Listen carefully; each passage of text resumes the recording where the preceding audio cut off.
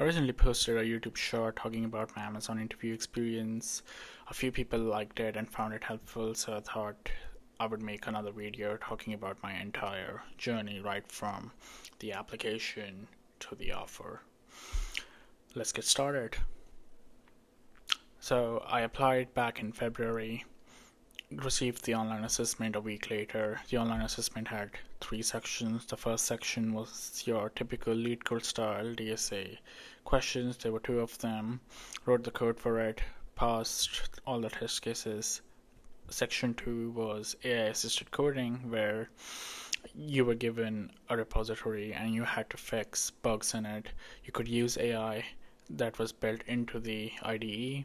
However, the AI won't solve the question for you, it won't answer everything for you. You had to prompt it to seek clarity about the repository, and it would help you navigate the repository, but it won't give you the fix itself.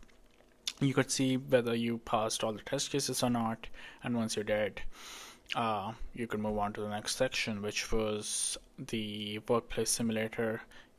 It's like simulating a typical workday at Amazon.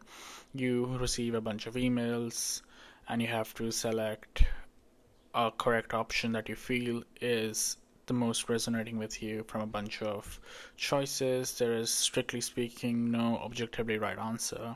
It's all subjective, but I believe you are judged on how you think and whether you exhibit leadership principles in your actions or not. I did the OA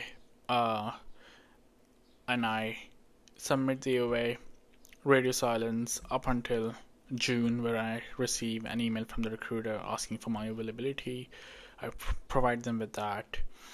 I have my interviews scheduled the next day. They are virtual, and they give me the flexibility of having the interviews spread across 2 days rather than having all the rounds on one single day. So there'll be 4 rounds. The first round was with the hiring manager. On day 1, I had only 1 round, and it was with the hiring manager. The interview starts off by introducing ourselves, and then he asks me a bunch of behavioral questions focused on leadership principles. I answer that. Then we move on to the Gen AI section. Amazon recently introduced this into the interview loop. Basically, they see whether you can work with AI or not. AI is everywhere these days, and they want to see whether you can be part of the modern workforce where people strongly use AI, but at the same time, they don't want someone to use AI as a crutch. You still have to understand the code base, at least for now, and they want to see if you could boost your productivity without hampering any loss in the code quality or the quality overall. I answer all the questions, then we go to the next section in the hiring manager round, which is a lead code style question. I would say it's a medium level difficulty question. I write the code for it. So Amazon uses live code. It's a pair coding editor where the interviewer can see what you are typing and vice versa.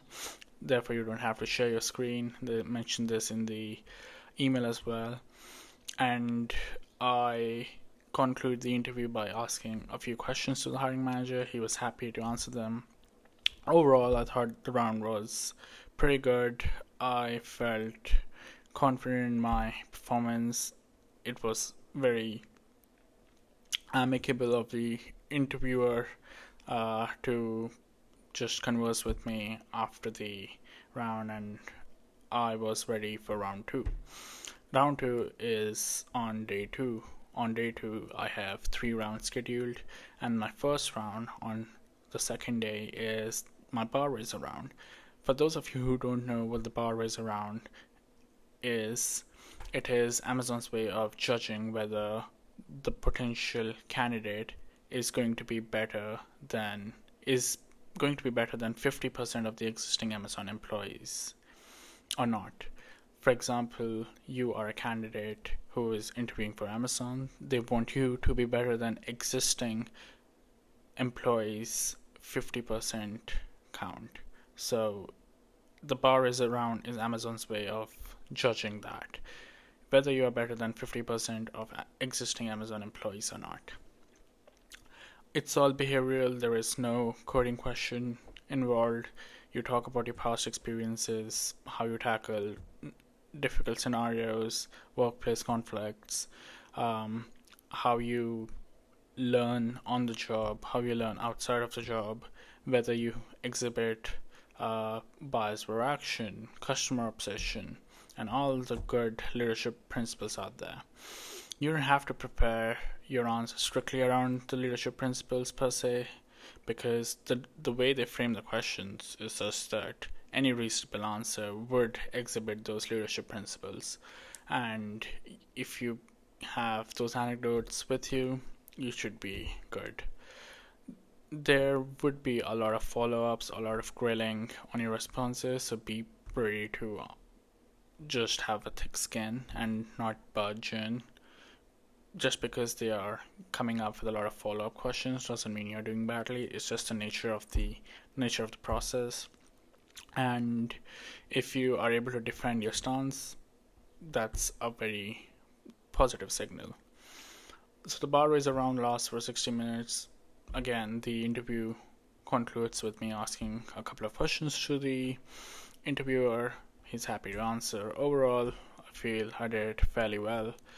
My next round 2, on day 2, round 3 overall, is with an engineer on the team, and they ask me a couple of behavioral questions at the beginning of the interview. I answer that.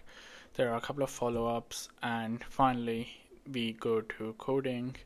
They give me a lead code style question. I solve it. They give me a couple of follow-ups, some couple of tweaks to change. I make the changes in the code. They're happy. I talk through the process of writing the code. I explain why I'm doing something and why I am writing the code that I am writing.